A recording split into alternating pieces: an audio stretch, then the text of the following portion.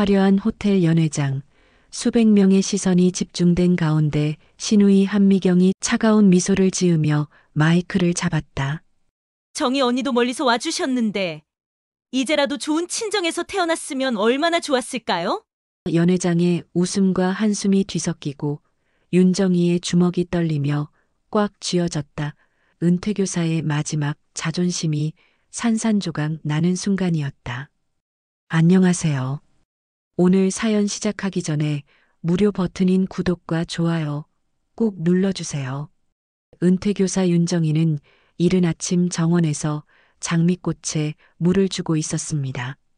4년 전 교직에서 물러난 뒤로 이런 소소한 일상이 그녀의 하루를 채우고 있었죠. 붉은 장미 꽃잎에 맺힌 이슬방울이 아침 햇살에 반짝거리는 모습을 바라보며 정희는 마음 한구석에 평온함을 느꼈습니다. 정희야, 아침부터 부지런하네. 담 너머로 이웃집 할머니의 목소리가 들려왔습니다. 정희는 고개를 들어 환하게 웃으며 손을 흔들었습니다. 이런 일상적인 인사가 그녀에게는 큰 위안이 되었죠. 남편 철수가 세상을 떠난 지 벌써 8년, 외동아들 재훈이는 미국에서 직장 생활을 하고 있어 1년에 한두 번 정도만 얼굴을 볼 수 있었습니다. 정희는 물뿌리개를 들고 집 안으로 들어가며 거실벽에 걸린 가족 사진을 바라봤습니다. 젊은 시절의 자신과 남편 그리고 어린 재훈이가 환하게 웃고 있는 모습이었죠. 그때는 정말 행복했다고 정희는 속으로 중얼거렸습니다. 하지만 지금도 나름 평온하다고 스스로를 위로했죠. 오전 10시쯤 휴대폰 벨소리가 울렸습니다. 친정오빠 정만의 전화였습니다. 정희야, 잘 지내지? 오빠 별일 없어요. 오빠는 어떠세요? 나야 뭐 늙어가는 게 일이지. 그런데 정희야, 너 요즘 시댁 쪽이랑은 어떻게 지내고 있어? 정희의 표정이 순간 굳어졌습니다. 시댁 이야기만 나오면 가슴 한구석이 답답해져서 어쩔 수 없었죠. 특히 신우이 한미경 이야기는 더욱 그랬습니다. 그냥 지내고 있어요, 오빠. 굳이 만날 일도 없고요. 그래도 가족인데 너무 멀어지지는 마라. 정만의 목소리에는 걱정이 묻어 있었습니다. 정희가 시집살이로 얼마나 고생했는지 누구보다 잘 알고 있는 사람이 바로 친정 오빠였으니까요. 하지만 정만은 늘 가족 간의 화목을 중요하게 여기는 사람이었습니다. 전화를 끊고 나서 정희는 소파에 앉아 차를 마시며 시댁 생각에 잠겼습니다. 남편이 살아있을 때도 신우이 미경과의 관계는 늘 어려웠습니다. 미경은 방송국에서 일하며 어느 정도 이름을 알린 사람이었죠. 그래서인지 늘 자신이 우월하다는 듯한 태도를 보였습니다. 정희 언니, 거지 친정에서 배운 게 뭐 있다고. 사회성이 없잖아요. 미경이 명절 때마다 던지던 그 말이 정희의 귓가에 맴돌았습니다. 처음엔 화가 났지만 이제는 그냥 흘려듣기로 했습니다. 싸움은 지치는 법이니까요. 하지만 마음 깊숙한 곳의 상처는 여전히 아물지 않고 있었습니다. 정희는 책상 서랍에서 오래된 일기장을 꺼냈습니다. 시집 온 첫 해에 쓰기 시작한 일기였죠. 노란 종이 사이사이에는 시댁 식구들과의 갈등, 특히 미경과의 다툼에 대한 기록들이 빼곡히 적혀 있었습니다. 오늘도 미경이 내 요리 솜씨를 비웃었다. 친정에서 제대로 못 배워서 그런다고. 정말 속상하다. 미경이 또 내 옷차림을 지적했다. 촌스럽다고. 나도 나름대로 신경 써서 입은 건데. 시어머니 앞에서 내가 교사 자격증도 제대로 못 딴다고 했다. 사실이 아닌데 왜 그런 말을. 일기를 읽다 보니 가슴이 답답해졌습니다. 정희는 일기장을 다시 서랍에 넣고 창밖을 바라봤습니다. 이제는 그런 일들이 모두 과거가 되었다고 생각하려 했지만 여전히 마음 한구석에는 응어리가 남아 있었죠. 점심을 간단히 해결하고 정희는 평소처럼 동네 도서관으로 향했습니다. 요즘 역사소설을 즐겨 읽고 있었거든요. 도서관 가는 길에 만난 동네 아주머니들과 인사를 나누며 걷는 것도 정희에게는 소중한 일상이었습니다. 정희 선생님, 오늘도 공부하러 가시는군요. 네, 늙어서도 배우는 재미가 쏠쏠해요. 이런 소소한 대화들이 정희의 하루에 작은 기쁨을 가져다 주었습니다. 시댁에서는 느낄 수 없었던 편안함과 존중이 있었죠. 도서관에서 책을 읽다가 정희는 문득 자신의 인생을 돌아봤습니다. 30년간 교사로 살면서 수많은 아이들을 가르쳤고 나름대로 보람도 느꼈습니다. 하지만 시댁에서는 그런 것들이 인정받지 못했죠. 오히려 여자가 너무 나서는 것 아니냐는 소리를 들어야 했습니다. 해가 저물어 집으로 돌아오는 길, 정희는 마트에 들러 장을 봤습니다. 혼자 살림하는데 필요한 것들을 하나씩 장바구니에 담으며 문득 외로움이 밀려왔습니다. 남편이 있을 때는 이런 일상적인 것들도 함께 나눌 사람이 있었는데 저녁을 혼자 먹으며 정희는 텔레비전에서 나오는 가족 드라마를 봤습니다. 화목한 가족의 모습이 나올 때마다 마음 한구석이 쓸쓸해졌죠. 자신도 그런 가족을 꿈꿨었는데 현실은 그렇지 못했으니까요.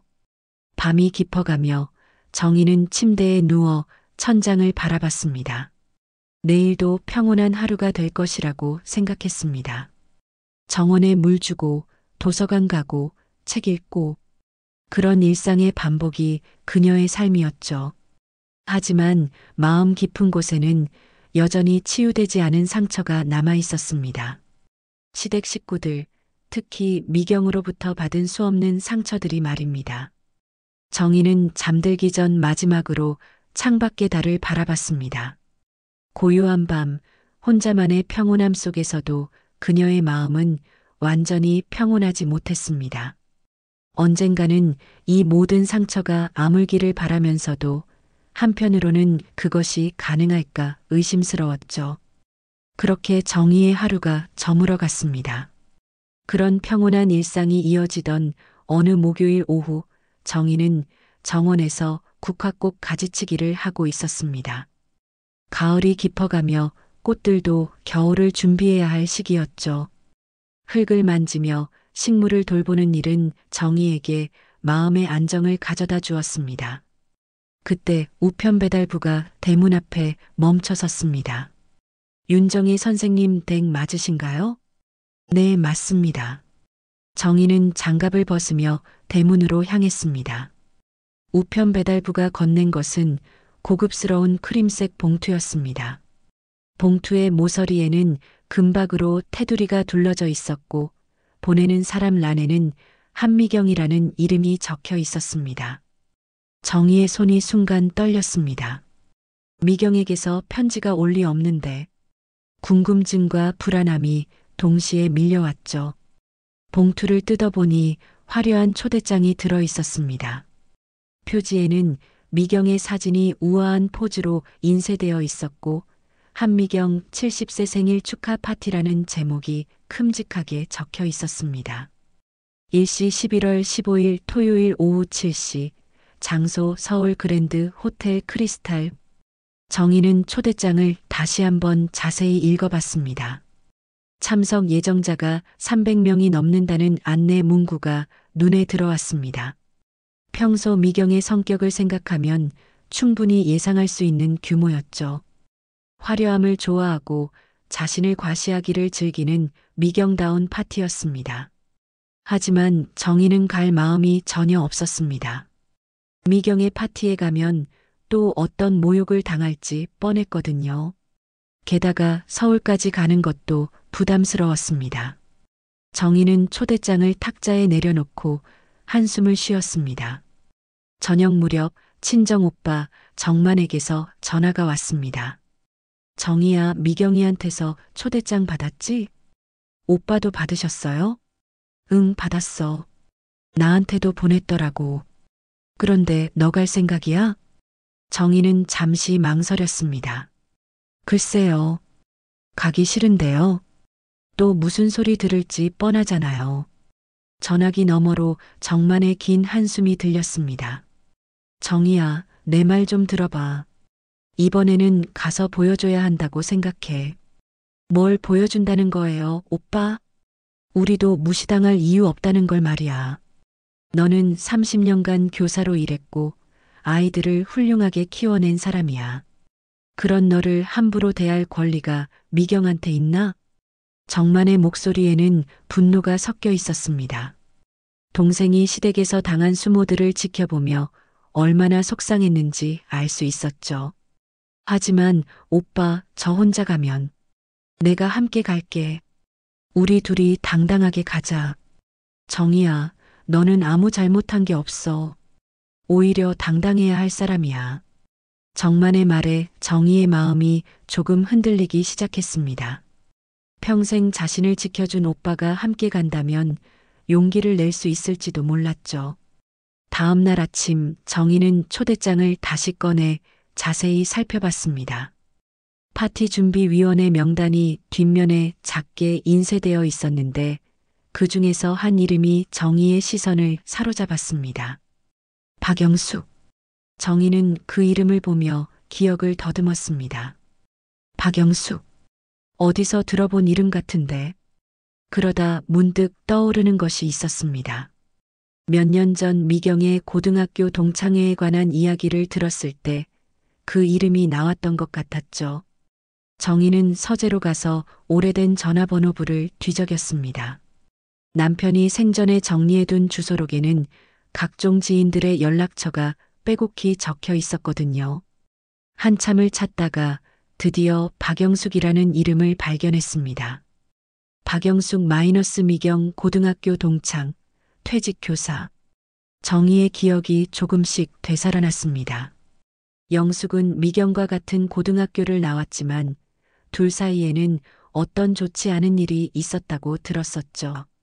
정확히 뭔지는 몰랐지만 미경이 영숙 이야기만 나오면 불편해하는 모습을 본 적이 있었습니다. 정희는 망설이다가 용기를 내어 영숙에게 전화를 걸었습니다. 벨이 여러 번 울린 후 나긋한 목소리가 들렸습니다. 여보세요? 안녕하세요. 혹시 박영숙 선생님이신가요? 네, 맞습니다. 누구시죠? 저는 윤정이라고 합니다. 한미경 씨의 올케인데요. 전화기 너머로 잠시 정적이 흘렀습니다. 영숙이 놀란 듯한 목소리로 말했습니다. 아, 미경이 올케이시군요. 오래전에 한번 뵈었던 것 같은데. 무슨 일로 연락하셨나요? 미경 씨 생일 파티 초대장에서 선생님 성함을 봤거든요. 혹시 참석하실 건가요? 영숙의 목소리가 한 톤 낮아졌습니다. 글쎄요.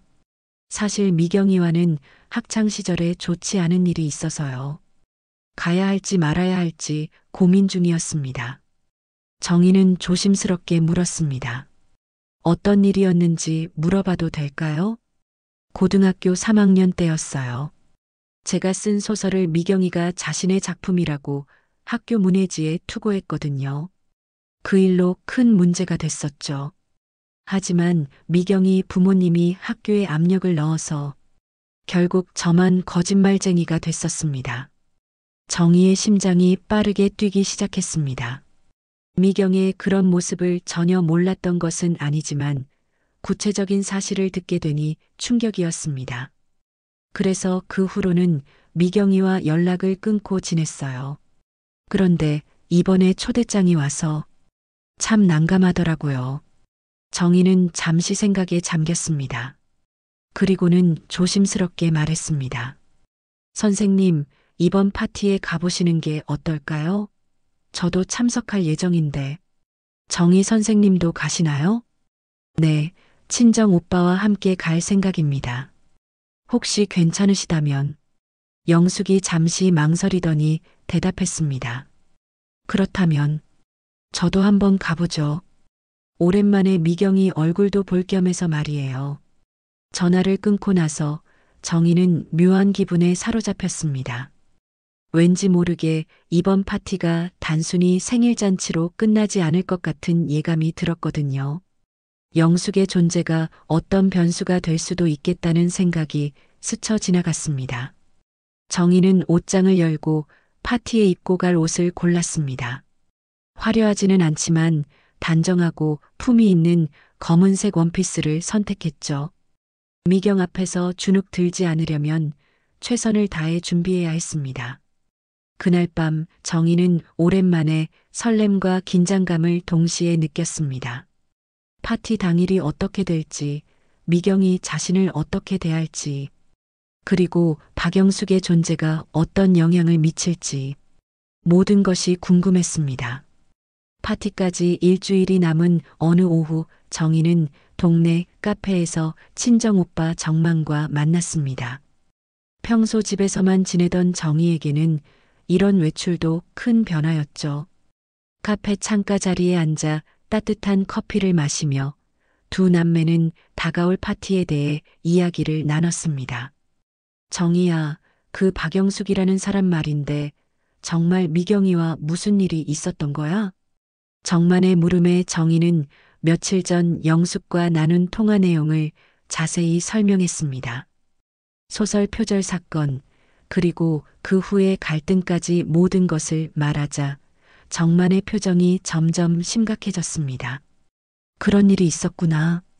미경이 원래 그런 면이 있긴 했지만 학창 시절부터 그랬다니. 정만은 고개를 저으며 한숨을 쉬었습니다. 사실 그도 미경의 성격을 잘 알고 있었거든요.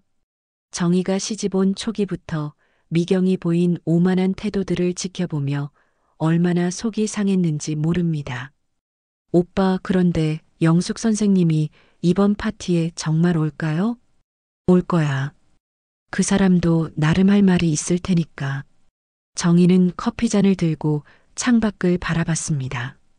가을 햇살이 카페 안으로 스며들어 따스함을 전해주었지만 마음 한편으로는 불안감이 계속 맴돌았습니다. 집으로 돌아온 정희는 서재에 앉아 오래된 앨범을 꺼냈습니다. 남편과 함께 찍은 가족 사진들, 그리고 시댁 식구들과의 모임 사진들이 빼곡히 정리되어 있었죠. 그 중에서 미경이 나온 사진들을 유심히 들여다봤습니다. 사진 속 미경은 언제나 가장 중앙에 서 있었습니다. 화려한 옷차림에 자신만만한 표정을 지으며 마치 자신이 주인공이라는 듯이 포즈를 취하고 있었죠. 반면 정희는 항상 구석에 조용히 서 있거나 아예 사진에서 빠져 있는 경우가 많았습니다. 정말 예전부터 그랬구나. 정희는 쓸쓸한 미소를 지으며 앨범을 덮었습니다. 그리고 문득 궁금해져서 인터넷을 켜고 박영숙에 대해 검색해 봤습니다. 다행히 몇 개의 기사를 찾을 수 있었습니다. 지역 문학상 수상자 박영숙 씨, 퇴직 후에도 활발한 창작 활동. 기사를 읽어보니 영숙은 교사로 재직하는 동안에도 꾸준히 소설과 수필을 써왔고 여러 차례 문학상을 받기도 했다는 내용이 나와 있었습니다. 정희는 고개를 끄덕였습니다. 역시 고등학교 때부터 글솜씨가 뛰어났던 모양이었죠. 며칠 후 정희는 영숙에게 다시 전화를 걸었습니다. 파티를 앞두고 서로 연락을 주고받으며 친해지고 싶었거든요. 영숙 선생님, 안녕하세요. 정희입니다. 아, 정희 선생님, 연락 주셔서 반가워요. 파티 준비는 어떻게 하고 계세요? 별로 특별한 준비는 없어요. 그냥 단정한 옷 하나 골라놨을 뿐이죠. 선생님은 어떠세요? 영숙의 목소리에 약간의 긴장감이 감돌았습니다. 사실 좀 떨려요. 미경이를 다시 만나는 것도 그렇고 그 사람이 저를 어떻게 대할지도 궁금하고요. 혹시 그때 일에 대해서 더 자세히 들어봐도 될까요? 죄송하지만 너무 궁금해서요. 영숙은 잠시 망설이더니 깊은 한숨을 쉬며 말하기 시작했습니다. 고등학교 3학년 때였어요. 제가 잃어버린 시간이라는 단편소설을 썼는데 정말 공들여서 쓴 작품이었거든요. 당시 학교 문해지에 투고하려고 며칠 밤을 새워가며 완성했죠. 정희는 숨을 죽이고 영숙의 말에 집중했습니다. 그런데 며칠 후에 미경이가 똑같은 제목의 소설을 학교에 제출했어요. 내용도 거의 비슷했고요. 문제는 미경이가 먼저 제출했다고 우기는 거였어요. 그럼 증거는 없었나요? 제가 쓴 원고지가 있었지만 미경이 부모님이 학교에 와서 난리를 쳤어요. 자기 딸이 거짓말할 리 없다면서. 결국 선생님들도 어쩔 수 없어 하셨죠.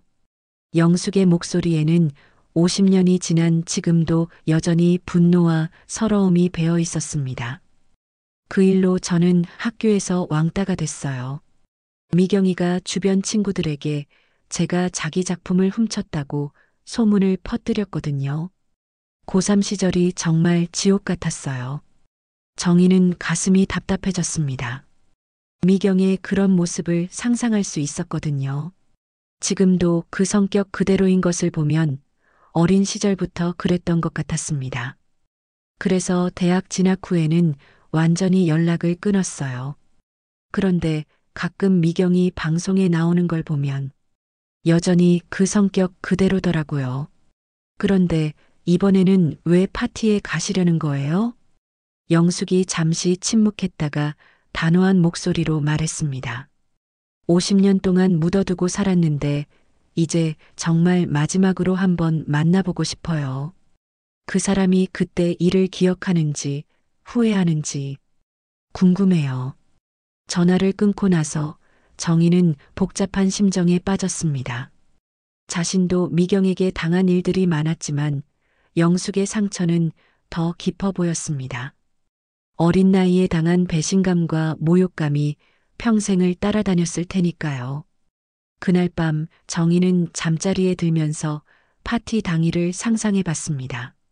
화려한 호텔에서 열리는 미경의 생일 파티, 그곳에 모인 수백 명의 사람들, 그리고 그 가운데 서 있을 자신과 영숙의 모습까지. 정희는 갑자기 이상한 기대감이 생겼습니다.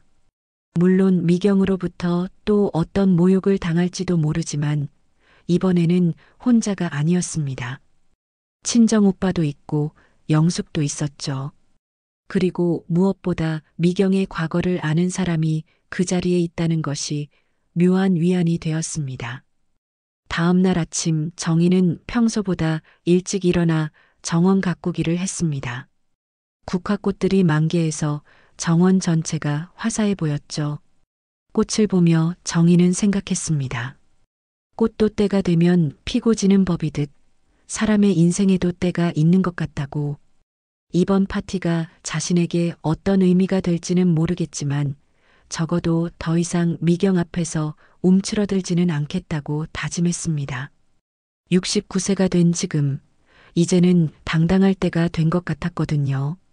정희는 따뜻한 햇살을 받으며 꽃에 물을 주면서 조용히 미소를 지었습니다. 오랜만에 마음속에서 작은 용기가 자라나는 것을 느낄 수 있었습니다. 파티 당일인 토요일 오후 정희는 오빠 정만과 함께 서울로 향하는 기차에 몸을 맡겼습니다. 창밖으로 스쳐 지나가는 가을 풍경을 바라보며 가슴 한편으로는 긴장감이 계속 맴돌았죠. 검은색 원피스에 진주 목걸이를 매치한 정희의 모습은 단정하면서도 품위가 있어 보였습니다. 정희야, 너무 긴장하지 마. 우리가 뭘 잘못한 게 있나? 정만이 동생의 손을 꽉 잡으며 위로했습니다. 하지만 정희의 마음은 쉽게 진정되지 않았죠. 미경의 파티라는 것 자체가 부담스러웠거든요. 서울역에 도착한 후 두 사람은 택시를 타고 그랜드 호텔로 향했습니다. 도심 한복판에 우뚝 선 호텔의 웅장한 모습을 보며 정희는 다시 한번 미경의 과시욕을 실감했습니다.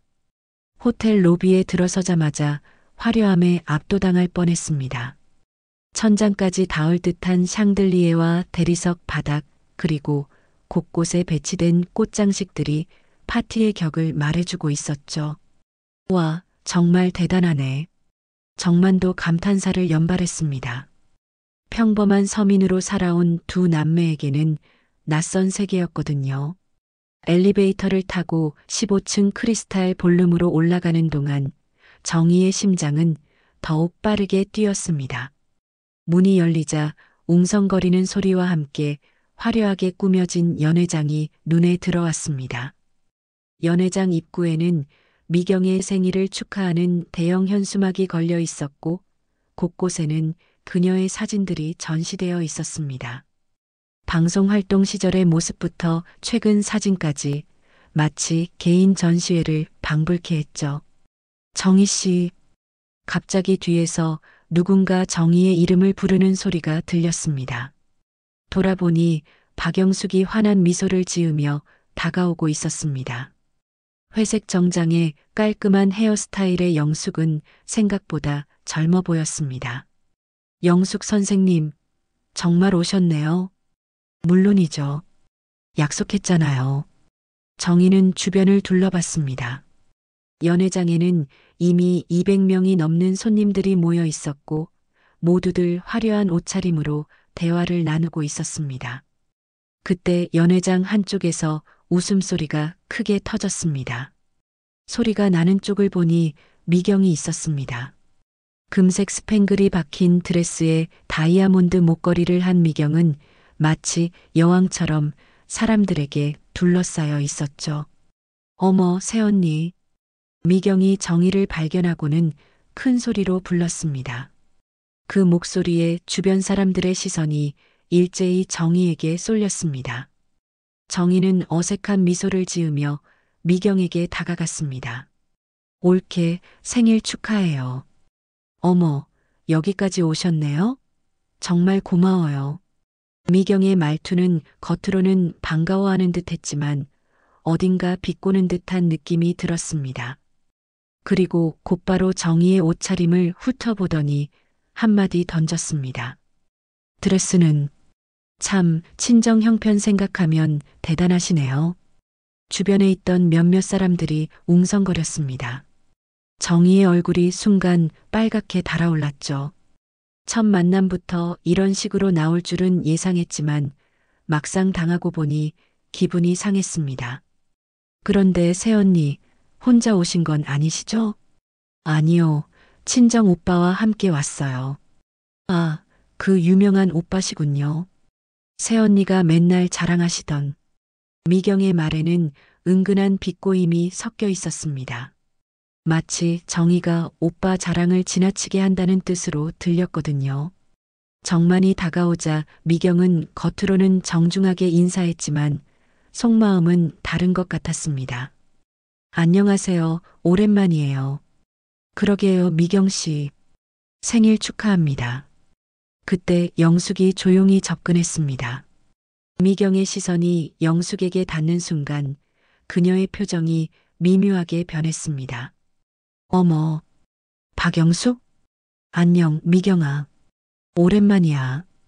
두 사람 사이에 어색한 정적이 흘렀습니다. 주변 사람들도 뭔가 이상한 분위기를 감지했는지 조용해졌죠. 정말 오랜만이네. 잘 지냈어?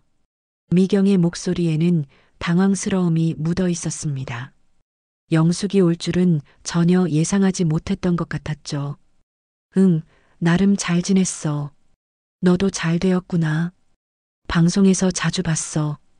영숙의 말은 담담했지만 어딘가 날카로운 느낌이 들었습니다.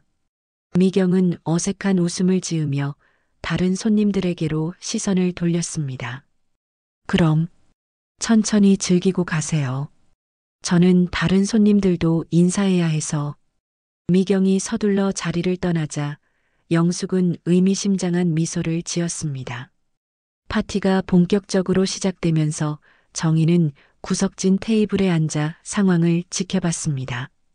미경은 계속해서 사람들 사이를 돌아다니며 인사를 나누고 있었지만 가끔씩 영숙이 있는 쪽을 힐끔힐끔 쳐다보는 것이 보였습니다.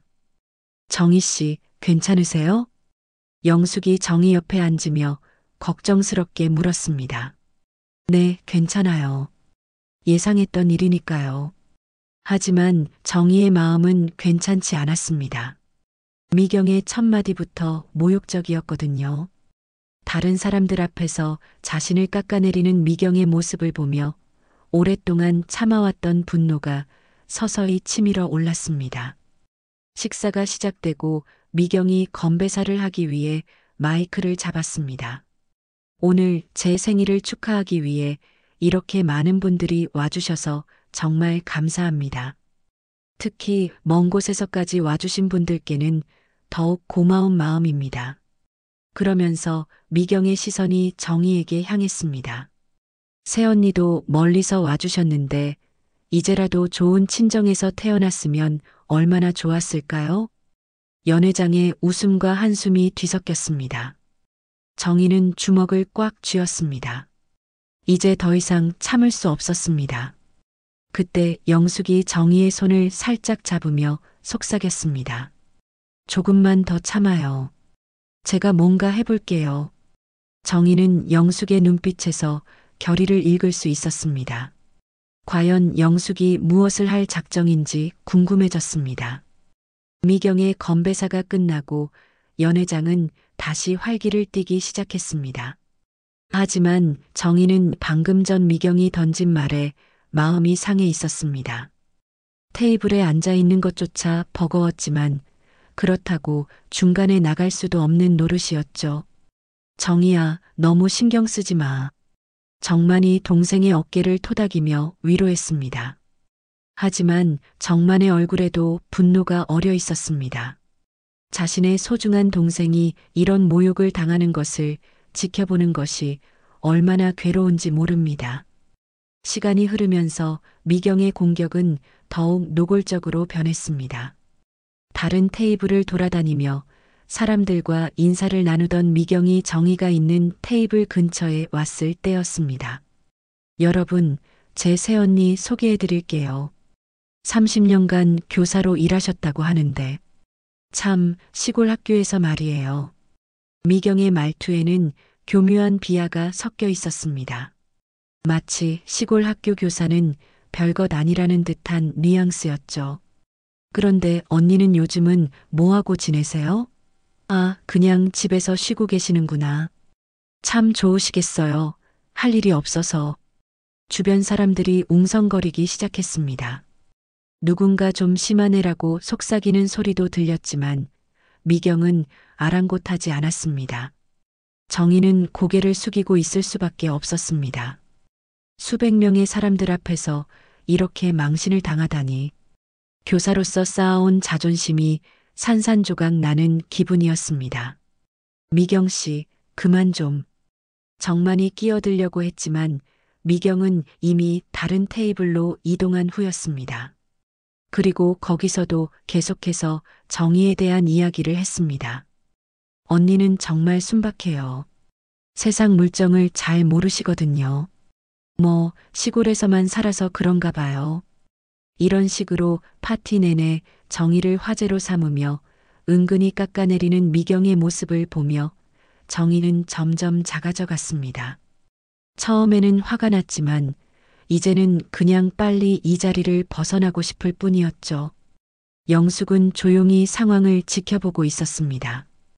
가끔 정희를 위로하는 말을 건네기도 했지만 대부분은 무표정으로 미경의 행동을 관찰하고 있었습니다. 영숙 선생님, 미안해요. 저 때문에 불편하실 텐데. 아니에요, 정희 씨. 오히려 제가 미안해요.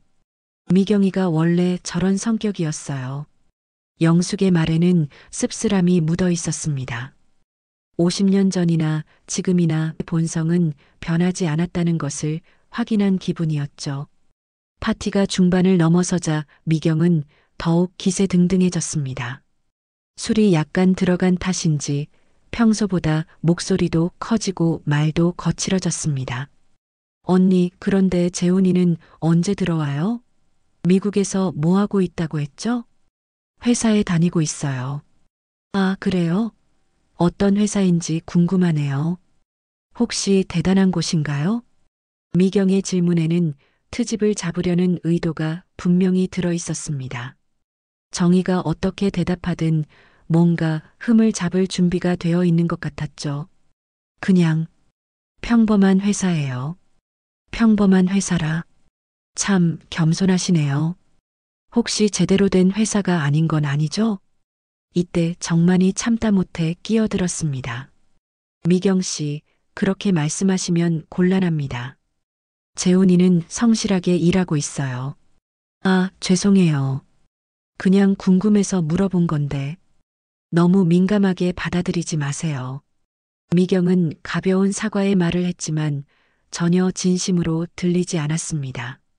오히려 더욱 비꼬는 듯한 느낌이었죠. 정희는 이제 정말로 한계에 다다른 것 같았습니다. 가슴이 답답하고 숨이 막힐 것 같았습니다. 화장실에라도 가서 잠시 혼자 있고 싶었지만 그것조차 여의치 않았습니다. 그때 한 테이블에서 누군가 미경을 부르는 소리가 들렸습니다. 미경 씨, 여기 좀 와보세요. 미경이 그쪽으로 가는 사이 영숙이 정희에게 작은 종이를 건넸습니다. 이거 봐요. 정희가 종이를 펼쳐보니 간단한 메모가 적혀 있었습니다. 잠깐만 더 참아요. 케이크 커팅 시간에 제가 뭔가 해볼게요. 미경이도 이제 제대로 된 맛을 봐야 할 때가 왔어요. 정희는 영숙을 바라봤습니다. 영숙의 눈빛에는 단단한 결의가 서려 있었습니다.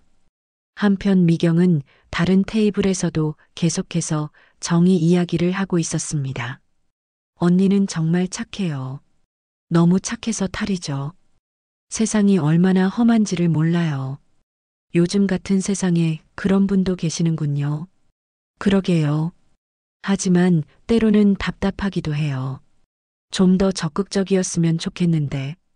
미경의 말을 듣고 있던 한 여성이 조심스럽게 말했습니다. 그런데 미경 씨, 너무 심하게 말씀하시는 것 아닌가요? 가족인데. 아, 저는 걱정되는 마음에서 그러는 거예요. 언니를 위해서 하는 말이라고요. 미경은 자신의 행동을 정당화했지만 주변 사람들의 시선은 점점 차가워지고 있었습니다. 아무리 가족 간의 일이라고 해도 공개적으로 이렇게 모욕을 주는 것은 지나치다고 생각하는 사람들이 많았거든요. 정희는 테이블에 앉아 있으면서도 마음은 이미 이곳을 떠나 있었습니다. 교사로 일하며 아이들에게 존경받던 시절, 남편과 함께 행복했던 시간들, 그리고 지금의 평온한 일상까지 왜 이런 모욕을 당해야 하는지 이해할 수 없었습니다. 그때 갑자기 미경이 큰 소리로 웃으며 말했습니다. 여러분, 우리 새언니가 너무 조용하시네요. 혹시 기분 나쁘신 건 아니죠? 모든 사람들의 시선이 정희에게 집중되었습니다. 정희는 얼굴이 빨갛게 달아오르며 어떻게 대답해야 할지 몰라 당황했습니다. 아, 아니에요. 다행이네요. 그런데 새언니, 오늘 정말 예쁘게 차려입고 오셨네요. 어디서 사신 옷인가요? 꽤 괜찮아 보여요. 미경의 말은 겉으로는 칭찬인 듯 보였지만 속에는 독이 들어 있었습니다. 마치 평소 옷차림이 형편없다는 뜻으로 들렸거든요. 정희는 더 이상 참을 수 없었습니다. 하지만 그렇다고 이 자리에서 화를 낼 수도 없는 노릇이었죠. 그저 고개를 숙이고 견딜 뿐이었습니다. 영숙은 이 모든 상황을 지켜보며 마음속으로 카운트다운을 하고 있었습니다.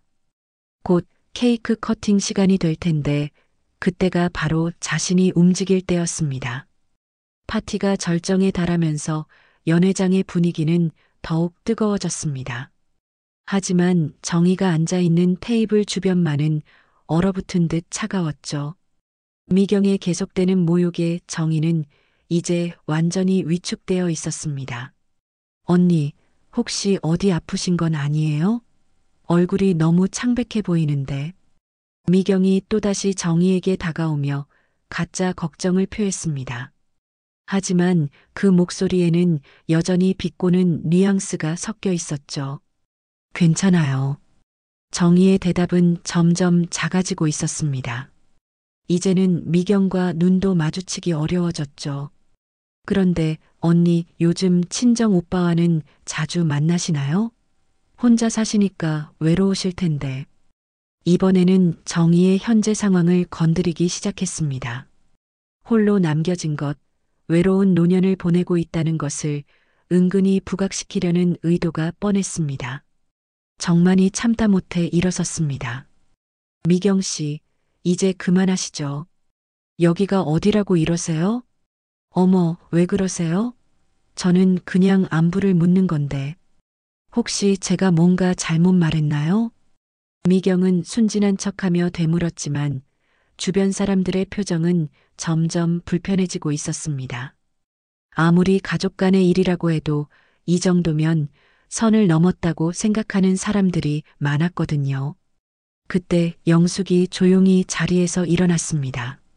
그리고 테이블 아래에서 작은 봉투를 꺼내 정희에게 살짝 건넸습니다. 이거 봐요. 정희가 봉투를 열어보니 오래된 신문 스크랩과 몇 장의 사진이 들어 있었습니다. 신문 기사의 제목은 지역 고등학교 문해지 표절 논란이었고 사진에는 젊은 시절의 미경과 영숙이 나와 있었습니다. 정희의 눈이 커졌습니다. 영숙이 50년 전 그 사건의 증거를 가지고 온 것이었죠. 이걸 가지고 왔다고요? 네, 혹시 몰라서 준비했어요. 미경이가 이렇게 나올 줄 알았거든요. 영숙의 목소리는 담담했지만 그 속에는 오랫동안 품어온 분노가 서려 있었습니다. 한편 미경은 계속해서 다른 손님들과 대화를 나누며 파티를 즐기고 있었습니다. 하지만 가끔씩 영숙이 있는 쪽을 힐끔거리는 모습이 보였죠. 아마도 영숙의 존재가 계속 신경 쓰이는 모양이었습니다. 여러분, 새언니는 정말 대단한 분이에요. 시골에서 혼자 살면서도 꿋꿋하게 버티고 계시거든요. 미경의 말은 겉으로는 칭찬인 듯 보였지만 시골에서 혼자라는 표현에는 은근한 무시가 담겨 있었습니다. 그런데 요즘 젊은 사람들은 그런 삶을 이해하기 어려워하더라고요. 너무 평범해서 말이에요. 주변에 있던 한 중년 여성이 불편한 표정을 지으며 말했습니다. 미경 씨, 평범한 삶이 뭐가 나쁜가요? 오히려 존경스러운 일이죠. 아, 물론이에요. 저도 그렇게 생각해요. 다만, 좀 더 적극적이었으면 어땠을까 하는 아쉬움이 있어서요. 미경은 계속해서 자신의 말을 정당화하려 했지만 점점 더 많은 사람들이 불편해하고 있다는 것을 눈치채지 못했습니다. 영숙은 시계를 보며 때를 기다리고 있었습니다. 곧 케이크 커팅 시간이 될 텐데 그때가 바로 자신이 준비한 것을 공개할 때였죠. 정희는 영숙이 준비한 자료들을 다시 한번 살펴봤습니다. 50년 전 신문 기사에는 당시 상황이 자세히 기록되어 있었고 사진들도 생생했습니다. 이런 것들이 공개되면 미경은 어떤 반응을 보일까요? 영숙 선생님, 정말 이걸 공개할 거예요? 정희 씨가 원한다면요. 하지만 강요하지는 않을게요. 영숙의 말에 정희는 깊은 고민에 빠졌습니다. 지금까지 당한 모욕들을 생각하면 복수하고 싶은 마음도 있었지만 한편으로는 이렇게 해도 되는 건지 확신이 서지 않았습니다. 그때 미경이 다시 정희 쪽으로 왔습니다. 새언니, 혹시 심심하시면 다른 분들과도 인사하시는 게 어때요? 여기 계신 분들 중에는 정말 훌륭한 분들이 많거든요. 이 말 역시 정희가 사교성이 부족하다는 것을 돌려서 말하는 것이었습니다. 아니면 너무 부담스러우시려나요? 뭐, 이런 자리가 익숙하지 않으실 테니까. 이때 정만이 더 이상 참을 수 없다는 듯 일어섰습니다. 미경 씨, 도대체 뭐가 하고 싶은 거예요? 이게 생일 파티에서 할 일인가요? 어머, 왜 그러세요? 저는 정말 걱정되는 마음에서. 걱정이라고요? 이게 걱정인가요? 지금까지 하신 말들이 걱정으로 들리세요? 정만의 목소리가 높아지자 주변 사람들이 모두 이쪽을 바라봤습니다. 연회장이 순간 조용해졌죠. 미경은 당황한 듯 손을 흔들며 말했습니다. 오해하지 마세요. 저는 정말. 미경아. 갑자기 영숙이 일어나며 미경을 불렀습니다. 미경의 시선이 영숙에게 향했는데 그 순간 미경의 얼굴이 하얗게 질렸습니다. 영숙의 손에 무언가가 들려 있는 것을 봤기 때문이었죠. 우리 잠깐 이야기할까? 영숙의 목소리는 차분했지만 어딘가 위협적인 느낌이 들었습니다.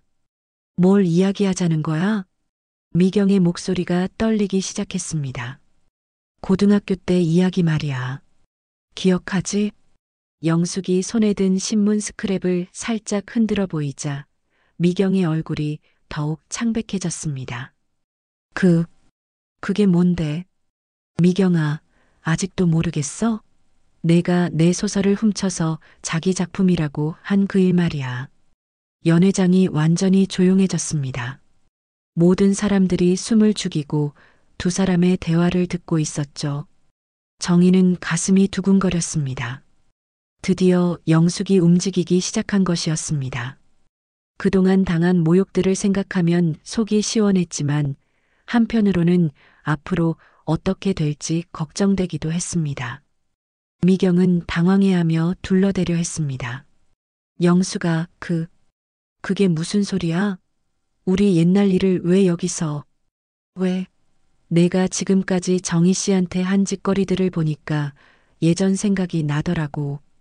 내 본성은 정말 변하지 않았구나 싶어서. 영숙의 말에 정희는 고개를 들었습니다.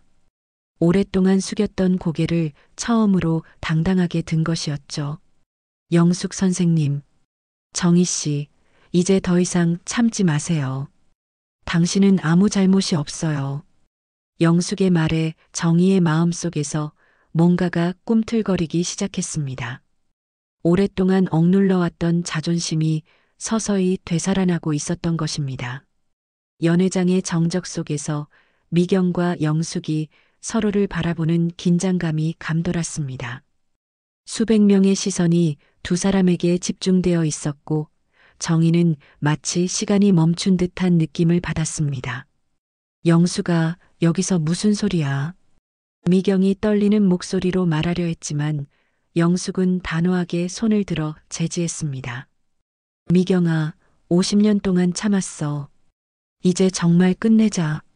영숙은 손에 든 신문 스크랩을 모든 사람들이 볼 수 있도록 높이 들었습니다. 그리고 차분하지만 또렷한 목소리로 말하기 시작했습니다. 여러분, 잠깐만 들어주세요. 오늘 생일의 주인공인 미경 씨와 저 사이에는 50년 전부터 정리되지 않은 일이 하나 있습니다. 연회장이 더욱 조용해졌습니다. 사람들은 갑작스러운 상황 전개에 당황하면서도 호기심 어린 눈빛으로 영숙을 바라봤습니다.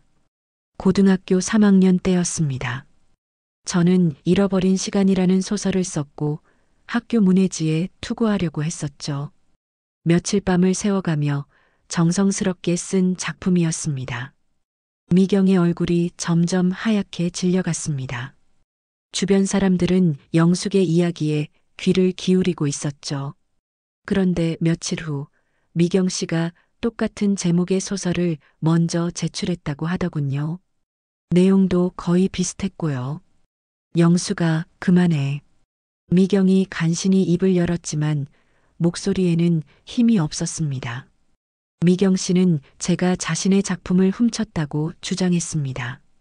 그리고 부모님까지 나서서 학교에 압력을 넣으셨죠. 결국 저만 거짓말쟁이가 되었습니다. 영숙의 말이 계속되자 연회장의 분위기가 급격히 변하기 시작했습니다. 사람들의 시선이 미경에게 향했고 수군거리는 소리가 여기저기서 들려왔습니다. 영숙아, 옛날 일을 왜냐고요? 오늘 미경 씨가 정희 씨에게 한 일들을 보니까 50년 전이나 지금이나 당신은 똑같더라고요. 영숙이 정희를 바라보며 말했습니다. 정희 씨는 30년간 아이들을 가르치며 성실하게 살아온 훌륭한 교육자입니다. 그런 분을 공개적으로 모욕할 권리가 누구에게 있나요? 정희는 영숙의 말에 가슴이 벅찼습니다. 평생 아무도 자신을 이렇게 당당하게 옹호해 준 적이 없었거든요. 미경은 당황해하며 상황을 수습하려 했습니다. 여러분, 오해하지 마세요. 저는 그냥 옳게. 이번에는 정의가 일어섰습니다. 오랫동안 숙였던 고개를 들고 당당한 눈빛으로 미경을 바라봤죠. 저는 더 이상 조용히 있지 않겠어요. 연회장에 있던 모든 사람들이 정의에게 시선을 집중했습니다. 그동안 위축되어 있던 정의의 모습과는 전혀 다른 당당한 모습이었습니다. 지금까지 참고 살았지만 이제는 더 이상 참을 수 없어요. 제가 무슨 잘못을 했나요? 정의의 목소리에는 오랫동안 억눌려 있던 감정이 터져 나오고 있었습니다. 제가 시골에서 태어난 게 잘못인가요? 평범한 교사로 살아온 게 잘못인가요? 화려하지 않은 게 잘못인가요? 미경은 아무 대답도 하지 못했습니다. 정의의 변화된 모습에 당황하고 있었거든요. 30년간 아이들을 가르치며 보람을 느끼고 살았어요. 남편과 함께 평범하지만 행복한 가정을 꾸렸고 아들을 잘 키워냈어요. 그런 제가 여기서 이런 모욕을 당해야 할 이유가 뭔가요? 정의의 말에 연회장 곳곳에서 박수 소리가 터져 나왔습니다. 사람들이 정의의 용기에 감동하고 있었던 것입니다. 영숙이 다시 마이크를 잡았습니다. 여러분, 이게 바로 미경 씨의 진짜 모습입니다. 고등학교 때부터 지금까지 변하지 않은 모습이죠. 그리고 신문 스크랩을 높이 들며 말했습니다. 이 기사는 50년 전 우리 학교에서 일어난 표절 사건을 다룬 것입니다. 미경 씨가 제 작품을 훔쳐서 자신의 것이라고 주장한 그 사건 말이에요. 연회장이 웅성거리기 시작했습니다. 사람들이 충격을 받고 있는 것이 분명했죠. 미경은 완전히 당황한 상태였습니다. 얼굴이 창백해져서 말을 제대로 할 수 없었죠. 그건 오해야. 오해라고요? 그럼 이 사진들도 오해인가요? 영숙이 오래된 사진들을 꺼내 보였습니다. 그 중에는 당시 시상식에서 미경이 상을 받는 모습도 있었죠. 이 상은 제 작품으로 받은 상입니다. 하지만 미경 씨가 가져갔죠. 정희는 영숙의 용기에 힘을 얻어 다시 입을 열었습니다. 옳게, 이제 정말 끝내요. 더 이상 저를 무시하지 마세요. 저도 자존심이 있는 사람이에요. 그동안 가족이라는 이유로 참고 살았지만 이제는 다릅니다. 정의의 목소리는 점점 확신에 찼습니다. 영숙 선생님 말씀이 맞아요. 저는 아무 잘못한 게 없어요. 오히려 당당해야 할 사람이에요. 연회장에 있던 사람들이 정의와 영숙에게 박수를 보내기 시작했습니다. 반면 미경은 완전히 기가 꺾인 상태였죠. 미경아. 영숙이 마지막으로 미경을 불렀습니다. 50년 전에도 그랬고 지금도 그래. 너는 변하지 않았어. 하지만 이제는 그런 식으로 살면 안 돼. 미경은 더 이상 아무 말도 할 수 없었습니다. 주변 사람들의 시선이 모두 차갑게 변해 있었거든요. 정만이 정희의 어깨에 손을 올리며 말했습니다. 정희야, 정말 잘했어. 이제야 내 동생다워. 정희는 오랜만에 진짜 미소를 지었습니다. 가슴속 깊이 숨어있던 자존감이 되살아나는 것을 느낄 수 있었거든요. 케이크 커팅 시간이 되었지만 이제 파티의 분위기는 완전히 바뀌어 있었습니다. 미경은 사람들 앞에 서기조차 어려워 보였죠. 영숙이 정희에게 다가와 말했습니다. 정희 씨, 고생 많으셨어요. 이제 당당하게 사세요. 영숙 선생님, 정말 고마워요. 선생님이 아니었다면. 아니에요. 정희 씨가 용기를 낸 거예요. 두 사람은 서로를 바라보며 미소를 짓고 있었습니다. 오랜 상처가 드디어 치유되기 시작하는 순간이었죠. 미경은 결국 파티를 제대로 마무리하지 못한 채 연회장을 떠나야 했습니다. 그동안 쌓아온 허상이 한순간에 무너져 내린 것이었습니다. 파티장을 떠나는 미경의 뒷모습을 바라보며 정희는 복잡한 감정에 휩싸였습니다. 분노도 있었지만 한편으로는 안도감도 느껴졌죠. 드디어 오랫동안 자신을 짓눌러왔던 무게에서 벗어날 수 있을 것 같았습니다. 연회장에 남은 사람들은 여전히 방금 전 일어난 일에 대해 수군거리고 있었습니다. 하지만 그 시선들은 더 이상 정의를 동정하거나 무시하는 것이 아니었습니다. 오히려 존경과 지지의 눈빛이었죠. 정희 선생님 정말 멋있었어요. 한 중년 여성이 다가와 정희의 손을 잡으며 말했습니다. 저런 상황에서 당당하게 맞서는 게 쉬운 일이 아닌데 정말 대단하세요. 고맙습니다. 정희는 아직도 믿기지 않는다는 표정으로 대답했습니다. 평생 이런 주목을 받아본 적이 없었거든요. 영숙이 정희 곁으로 와서 팔짱을 끼며 말했습니다. 정희 씨, 어떤 기분이에요? 글쎄요. 아직 실감이 안 나요. 정말 제가 한 일인가 싶어서요. 당연히 정희 씨가 한 일이에요.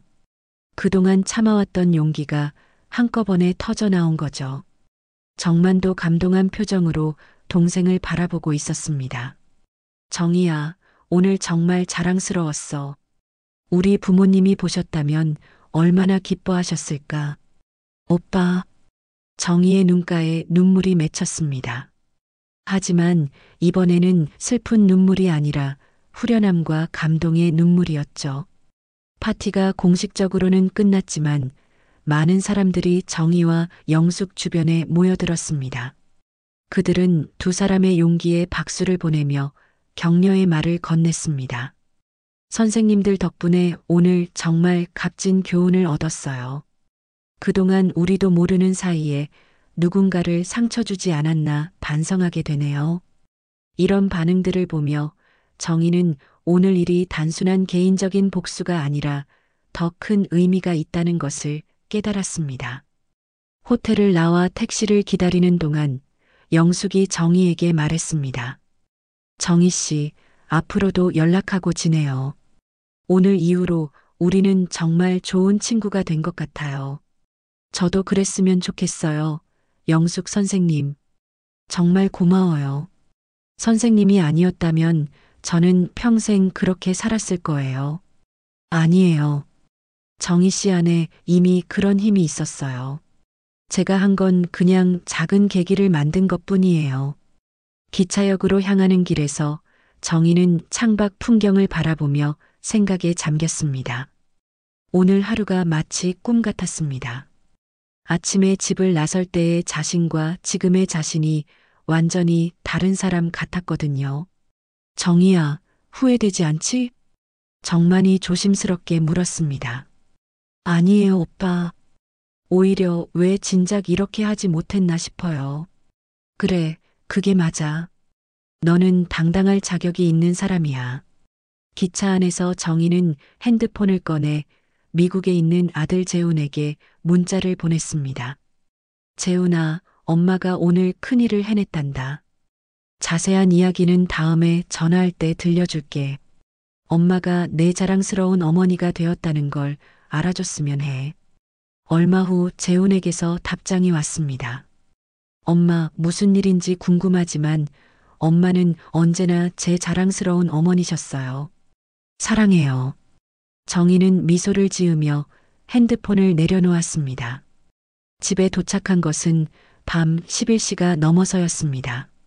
정희는 현관문을 열고 집 안으로 들어서며 깊은 숨을 들이마셨습니다. 익숙한 집의 냄새가 마음을 편안하게 해주었죠. 거울 앞에 선 정희의 모습은 아침과 같았지만 눈빛만은 완전히 달라져 있었습니다. 자신감과 당당함이 느껴지는 눈빛이었죠. 잠자리에 들기 전 정희는 오래된 일기장을 꺼냈습니다. 그리고 오늘 있었던 일을 자세히 적기 시작했습니다. 오늘 나는 새로운 사람이 되었다. 69세의 나이에 이런 변화가 가능할 줄 몰랐다. 영숙 선생님과 오빠 덕분에 용기를 낼 수 있었다. 이제는 더 이상 누구 앞에서도 움츠러들지 않을 것이다. 다음 날 아침 정희는 평소보다 일찍 일어나 정원으로 나갔습니다. 국화꽃들이 아침 햇살을 받으며 더욱 싱그럽게 보였죠. 정희는 물뿌리개를 들고 꽃들에게 물을 주면서 혼잣말을 했습니다. 여러분도 봤죠? 어제 엄마가 얼마나 멋있었는지. 그때 대문벨이 울렸습니다.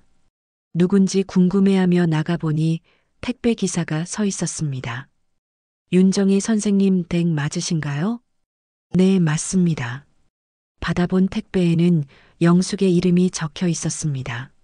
상자를 열어보니 영숙이 쓴 수필집과 함께 편지가 들어 있었습니다.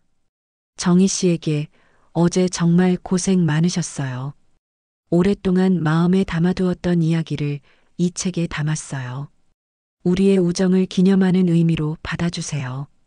앞으로도 당당하게 사세요. 영숙 올림. 정희는 감동하며 책을 펼쳐봤습니다. 그 중에는 어제 파티에서 일어난 일과 비슷한 내용의 수필도 있었죠. 영숙도 오랫동안 상처를 안고 살아왔지만 글쓰기를 통해 그것을 승화시켜왔던 것 같았습니다. 오후에는 동네 도서관에 갔습니다. 평소와 다름없는 일상이었지만 정희의 마음가짐은 완전히 달라져 있었죠. 도서관에서 만난 지인들과의 대화도 한층 당당해졌습니다. 정희 선생님, 오늘 왠지 모르게 밝아 보이세요. 아, 그래요? 기분 좋은 일이 있었거든요. 무슨 일인지 궁금하네요. 정희는 미소를 지으며 대답했습니다. 그냥 오랫동안 미뤄두었던 일을 해결했어요. 저녁 무렵 정만에게서 전화가 왔습니다. 정희야, 어떻게 지내고 있어? 좋아요, 오빠. 정말 마음이 편해졌어요. 그래, 다행이야. 그런데 미경 씨한테서 연락 왔어. 정희의 마음이 순간 긴장했습니다. 뭐라고 하던가요? 사과한다고 하더라. 그동안 너무 심했다고. 앞으로는 그러지 않겠다고 했어. 정희는 잠시 침묵했습니다. 미경의 사과가 진심인지는 의문이었지만 적어도 더 이상 자신을 무시하지는 않을 것 같았습니다. 그래도 좋은 일이네요. 이제 정말 끝난 것 같아요. 며칠 후 정희는 동네 문화센터에서 수필쓰기 강좌에 등록했습니다. 영숙의 책을 읽고 나서 자신도 글을 써보고 싶다는 생각이 들었거든요. 첫 수업 시간에 자기소개를 할 때 정희는 당당하게 말했습니다. 안녕하세요, 윤정희입니다. 30년간 교사로 일했고 이제는 새로운 도전을 해보려고 합니다. 강사가 물었습니다. 어떤 글을 쓰고 싶으세요? 제 인생 이야기요. 특히 최근에 겪은 변화에 대해 써보고 싶어요. 좋은 주제네요. 개인적인 경험이 가장 진솔한 글이 되거든요. 정희는 미소를 지었습니다. 이제 자신의 이야기를 부끄럽게 여기지 않았습니다. 오히려 누군가에게 용기를 줄 수 있는 이야기라고 생각했죠. 창밖으로 보이는 늦가을 햇살이 정희의 얼굴을 따스하게 비추었습니다. 69세의 늦은 나이에 찾은 새로운 자신감이었지만 전혀 늦지 않았다고 생각했습니다. 오히려 이제부터가 진짜 자신의 인생이 시작되는 것 같았거든요. 정희는 창밖을 바라보며 조용히 중얼거렸습니다. 가끔은 말보다 용기 한 번이 더 큰 힘을 발휘할 때가 있구나. 그렇게 정희의 새로운 하루가 시작되었습니다. 더 이상 누구에게도 주눅 들지 않는 당당한 하루가 말입니다. 오늘 사연 재미있으셨나요? 당신의 마음에 남는 이야기. 내일 아침에도 다시 찾아옵니다. 아침극장. 구독과 좋아요로 함께 해주세요.